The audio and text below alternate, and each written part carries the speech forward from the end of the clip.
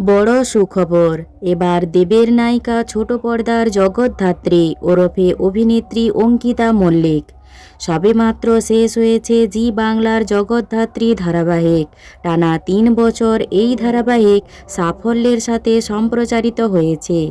এই ধারাবাহিকের হাত ধরেই রাতারাতি জনপ্রিয়তা পেয়েছেন ধারাবাহিকের প্রধান নায়িকা জগৎধাত্রী ওরফে অভিনেত্রী অঙ্কিতা মল্লিক।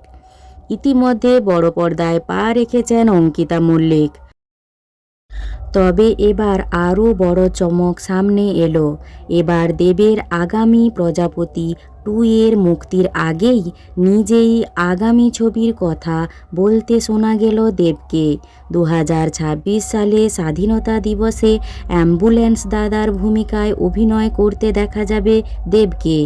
আর সবচেয়ে বড় চমক, এই ছবিতে দেবের বিপরীতে থাকবেন ছোট পর্দার অভিনেত্রী অঙ্কিতা মল্লিক।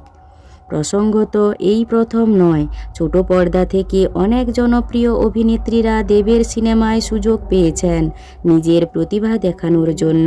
এবার অঙ্কিতা মল্লিকের পালা। দেখা যাক ছোট পর্দার মতোই কি বড় পর্দায় দর্শকের মনে জায়গা করে নিতে পারে অঙ্কিতা মল্লিক। অভিনেত্রী জগৎধাত্রী ওরফে অঙ্কিতা মল্লিকের অভিনয় আপনাদের কেমন লাগে তা কমেন্ট করে জানাবেন। আর ভিডিওটি ভালো লাগলে একটি লাইক করে পিউ 14 পেজটি ফলো করুন।